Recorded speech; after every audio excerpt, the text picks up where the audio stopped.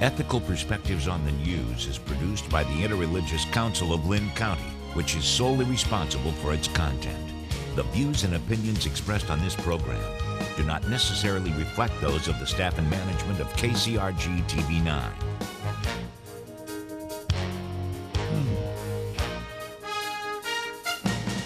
Good morning. Welcome to Ethical Perspectives in the News. My name is Pete Welch, and I'm the moderator for this morning's show. Recently in the current events, we heard something where the Pope mentioned about some genocides, and there were a number of them that he referred to, and one of them recently celebrated a 100th year anniversary, and that is the Armenian Genocide. And since I wasn't a history major in college, and one of our functions this morning is to stir up a little bit of gray matter in the people that are viewing this show, I thought we'd go ahead and pick that for a topic to discuss this morning. With us first this morning is Charles Crawley, who's an adjunct professor at Mount Mercy University. Good morning. Good morning. Also with us is Al Fisher, who's a retired sociologist here in Cedar Rapids. Good morning, Al. Good morning. And finally, we have Mr. Konrad Sadkowski, who is an associate history professor at UNI. Good morning. Good to be here. First of all, Webster's dictionary defines genocide as the systematic killing of a whole national or ethnic group. Fair definition, or is it more? That's a bit off, at least if you rely on the United Nations Convention on Genocide. It refers to genocide as being the attempt to exterminate or eradicate a people in whole or in part. So the emphasis is on intent, and the emphasis is not necessarily on exterminating an entire people. But would it be fair to say it could be targeted at a nation's people or at an ethnic group specifically? Correct. The UN definition does include those groups. Interestingly enough, the UN definition for political reasons does not include matters of social class, which would have gotten Joseph Stalin in big trouble, but it does include religious, ethnic, and many other kinds of characteristics. Religious, ethnic, racial Right. as well. Right. So definitely, the Armenians fall into that category for sure, Okay. as a distinct ethnic group. Right. And I think another thing to keep in mind here is that that term was not coined until the 1940s by Raphael Lemkin, who was a Polish Jew who began studying genocides and studied the Armenian Genocide and came up with the term. Okay. And who was motivated by losing more than 40 members of his extended family in the Holocaust. Would they have been Jewish then? Almost certainly, I think. Oh, they were Jewish. He was a Jew from Poland, and then he of course studied the Armenian genocide, or those Armenian events, and then when the Holocaust began, he made it really his life's work to make genocide a recognizable international crime. Can one of you talk a little bit about what was going on in Turkey and the Ottoman Empire, that kind of led up to this?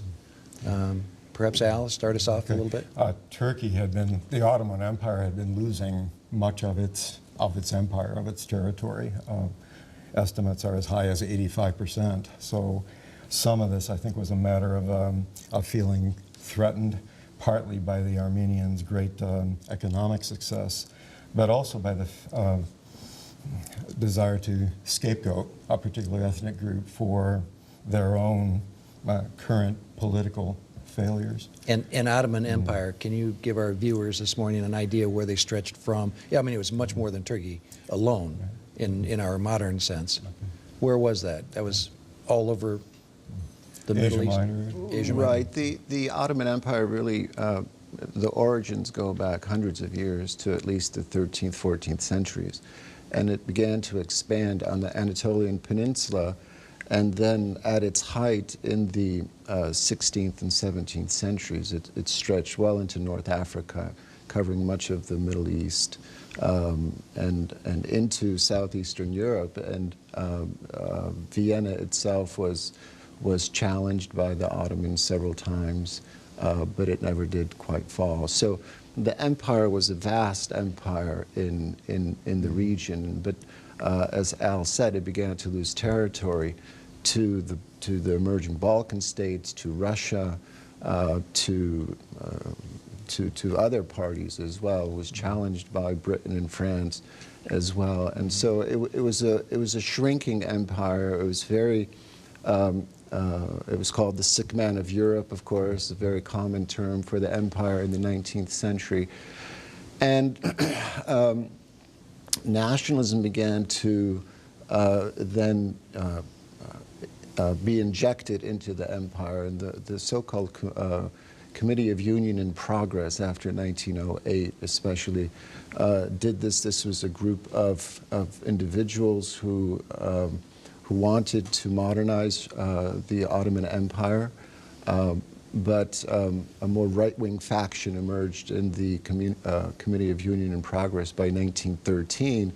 And then they utilized kind of Turkism or strict ethnic Turkish nationalism as a legitimating ideology, and their hope was to expand eastward as well. And the Armenians were sort of placed in the eastern Anatolian plain there. They had been there for thousands of years, really, and they were, as Al said, a troublesome minority because they were more prosperous, they were Christian as well, and they had begun making their own demands on the empire in the 19th century, late 19th century, for autonomy. And so, and then the immediate context was also the war. The Ottoman Empire sided with the Central Powers of Germany and Austria-Hungary, and against Russia and Britain and France. And you had hundreds of thousands of Armenians living in the Russian Empire, and now the so-called three pashas, as they were called, the leaders of the Ottoman Empire at this time during World War I, utilized the Armenians, or claimed that they were a sort of fifth column, utilized the war as a cover to try to destroy them now. Would there be any similarities between, if you looked at the Armenians as Christians and the Ottoman powers that be, or the Turkish powers that were the new three Muslims? Is there any similarities to the current events in the world? Possibly with what's going on, a little bit of secularism? There is quite a bit of Christian persecution going on in the Middle East, so there would be that kind of dynamic. But I think the religious part of the Armenian genocide was probably secondary. I mean, a lot of the Muslims might have been used to do some of the dirty work, but it was more of a state-sponsored action and genocide, and it was not, in my mind anyway, religiously motivated. A little bit of also for power and business and success. I mean, that's the Germans with the Jews during World War II, with the Jewish being the moneylenders and the others. Some of the same. There was this component during the genocide, and as it unfolded, laws were passed by the Ottoman authorities to confiscate the property, to confiscate the properties, the homes and so on, the businesses of the Armenians who were being eliminated now. So there was this kind of economic motive eventually during the genocide. And I noticed that there was one interesting thing, that the very first, you brought up just a piece of it, was that they specifically went after the males, the stronger of the species, the ones that could object, the ones that were in the army, and took care of them first as being the most pervasive parts of that society that could stand on their own. And so they kind of defanged the... Although women and children were systematically slaughtered too. Well, I think you need to go back to the night of April 24th, and how the genocide actually started was a roundup of the intellectuals in Istanbul. And by eliminating their leaders, that was their way of kind of putting down any insurrection that might have happened from And then I understand they also disarmed all the males that were in the services. Yes. So you go ahead and not only are they leaderless, they don't have any weapons. Right. And Right. they did. They kind of put the men into labor battalions after the Talat Pasha and Enver Pasha decided that this was the course of action that they were going to take. And so they didn't have the means to fight back, really. And as Al said also, they did then embark on this broad campaign of sending people into the Syrian desert, women, children, the elderly, some men as well, where gangs preyed on them, often Kurdish gangs of criminals, former criminals released from jails and so on. And this has all been documented very extensively. So, and the fact that it has been documented extensively, I think, is really important, because it seems to me more and more that the Turks virtually stand alone in maintaining that this was not a genocide, because there's such a wealth of information that is available even from Turkish court-martial records, from accounts of American missionaries. Well, even within the Turkish community now, you have historians, writers, Orhan Pamuk, for example, right. who have come out and said, yes, there was a genocide and we need to deal with that. But isn't also there's still a lot of nationalists that are sitting there saying this was just a byproduct of a World War I, and it was that. So there's still people on both sides in the government, aren't there? Oh, definitely. And I think something that we should probably talk about would be reparations, because I think that that's probably ultimately what they're afraid of. I think it's important to point out, though, that so far as I can tell, the dispute between whether or not it's a genocide is not really among scholars, but is really between Turks and much of the rest of the world. I mean, we could talk about reparations for what we did to the Indians when we came to our own country, but the problem is, that's 200 plus years ago. Now you had the date was April 24th. Wasn't that the 100th? Yeah, and that was a significant. Sure.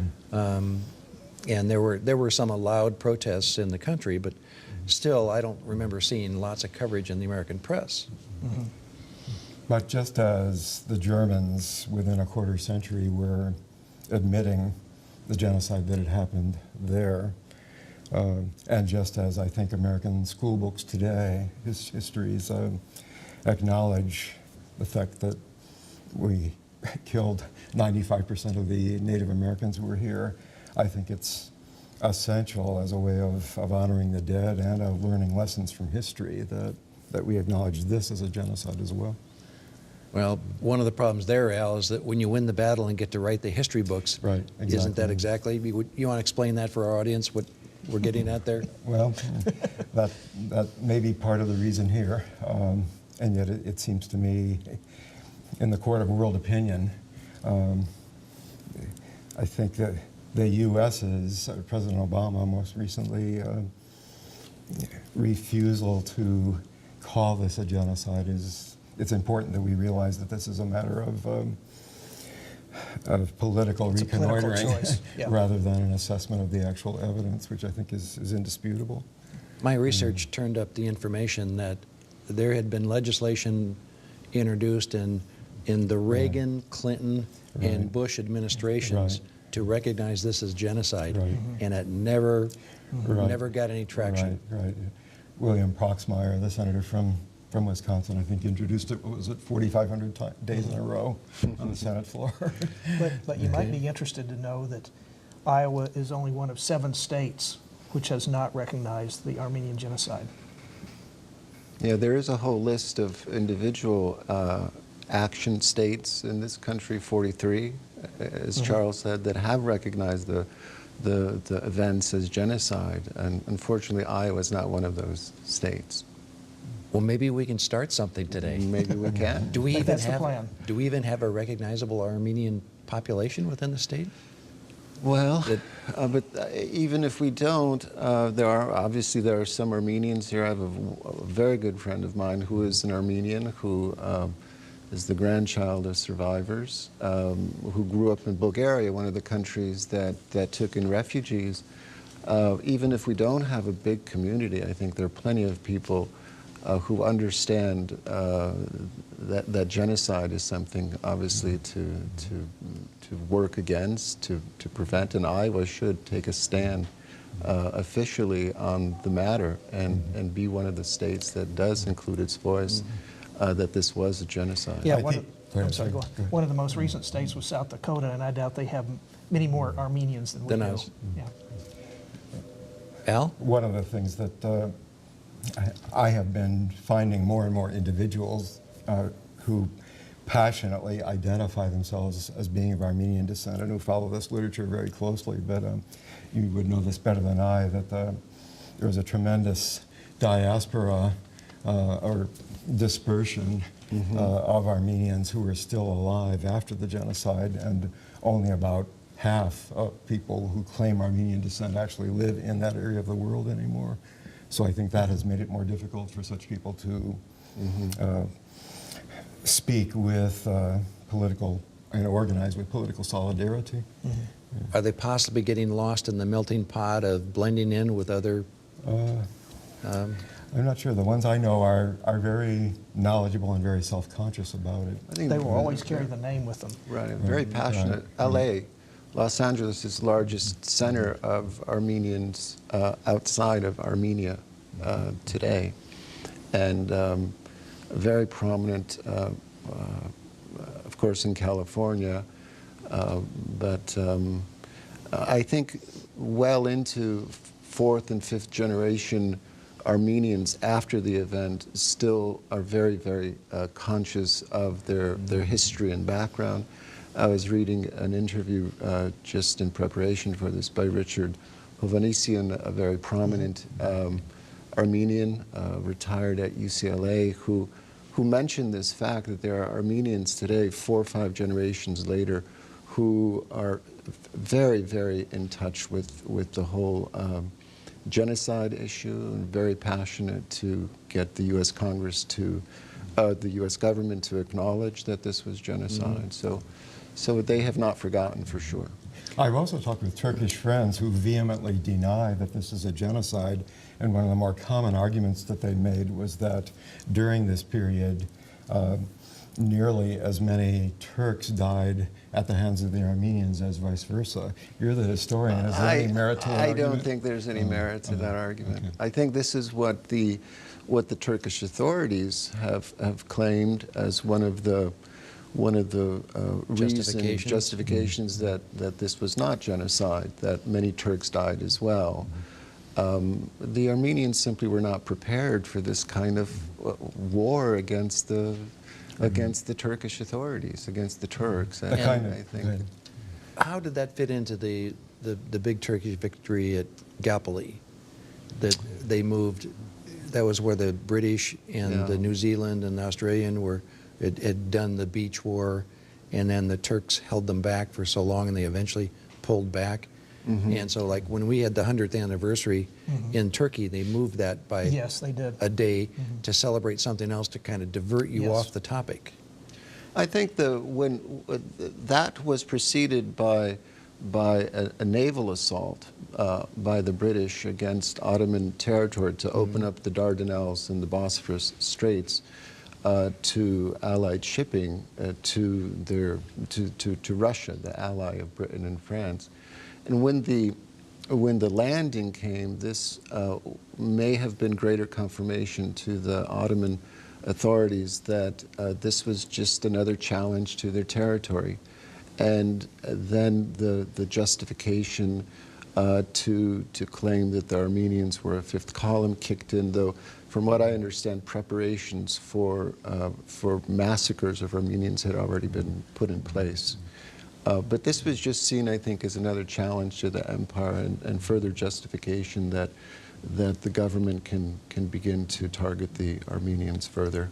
And it was just one day earlier, or one day later, after April 24th, that that Gallipoli began. Some of them. Go ahead. And I think it was interesting that the Ottoman was doing that with their empire. Well, back then, that's the British were doing it with their empire. And not only were they doing it with their own military, but yet they had two parts of the empire with the Australians and the New Zealand. And they were there doing the bidding of the British aristocracy at the time. Al? Yeah, though I don't think that was an attempt to exterminate an entire people. The No. British certainly didn't seem to have many qualms about using brutal violence, particularly in India. But I don't think that was anything close to an attempt to do away with a whole people. Some of the most convincing evidence that I find that this was a genocide comes from diaries. One was done by U.S. Ambassador Henry Morgenthau, and another was just published 6 years ago by a man named Peter Balakian, who was a literary scholar and a poet at Colgate University, came upon a massive diary of 4 years of experience by a great uncle of his who was an official in the Armenian church. And it documents in meticulous daily detail not only what was going on in his life, but what he was directly observing in front of him. It's called Armenian Golgotha, and it's probably the best memoir I've read on it. It is superb. Well, what's very fascinating also is that the Turkish government after 1918, after the war, the government in place that actually tried the main perpetrators and other people associated with the Community of Union, the Committee of Union in Progress, and they were found. They were condemned to death in absentia. They had fled by 1918 or in 1918, and yet all of these courts-martial produced all of this evidence against these individuals that showed that this was deliberate and targeted action against the Armenians. And there were many eyewitnesses and officials associated with the government at the time that gave testimony against about the genocide. So it's interesting that this isn't really looked at closely enough by Turkey today and used as important material to say that indeed the genocide did take place, or genocide did take place. I think it's interesting that it was in absentia. They, guilty people usually flee. They don't hang around. But I think in what I saw that there wasn't really much in terms of sentences or sentenced to death or people being collected later on and having to pay the price, was there? Well, probably the most interesting case out of that was that Talat Pasha had fled to Berlin, and he was tracked down there by an Armenian man who had lost his family in the genocide, and he murdered him.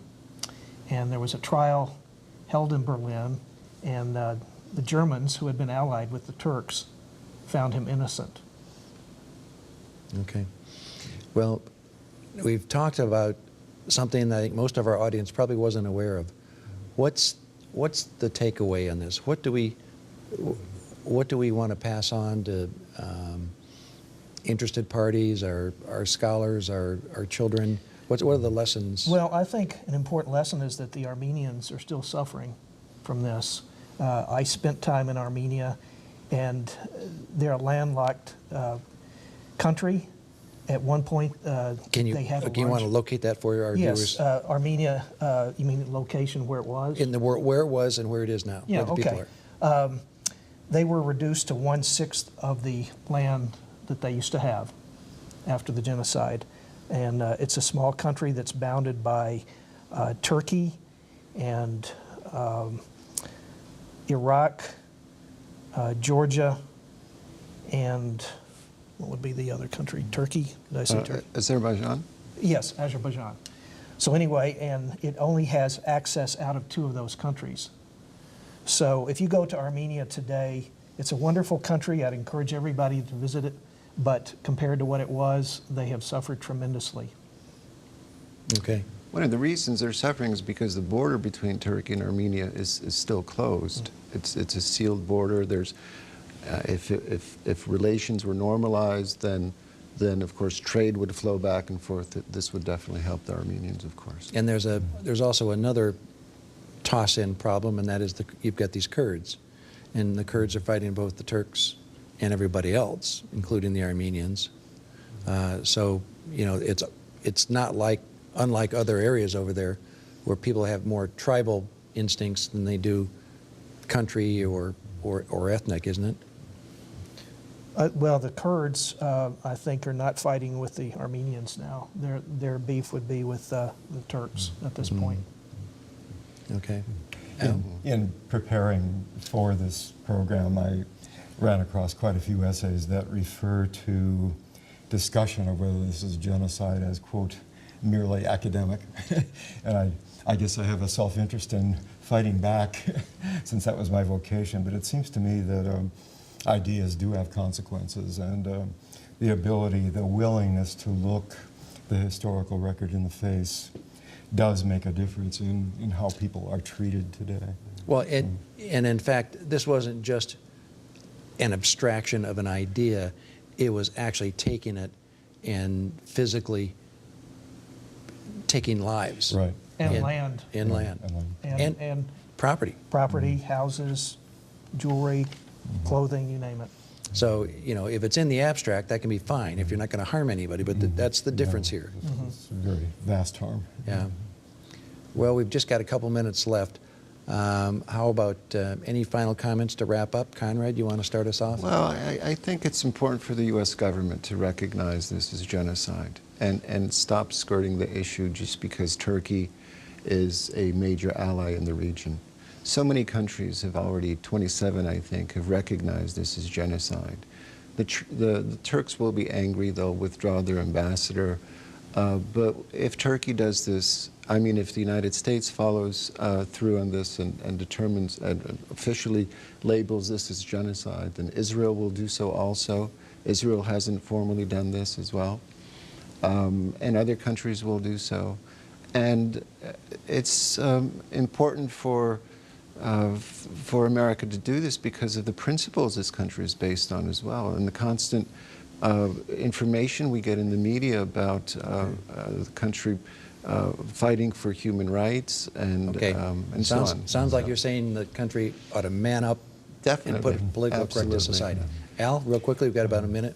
I do find it encouraging that the public officials in this current administration responsible for foreign policy seem more sensitive to these kinds of issues. In fact, the book that got me interested in the whole topic of genocide was Samantha Power's A Problem for Bell, America in the Age of Genocide. At that time, she was an independent scholar and teaching at Harvard. Now she's the UN ambassador. Similarly, I think Susan Rice is sensitive to this issue. And good, Al. I'm going to cut you off here. Sure. Charles, we've got about 25 seconds left. Quick. I would just hope that Iowans and the other states that have not recognized the Armenian Genocide would do so. That's good. And maybe with this program, we've started something. Great, thank you.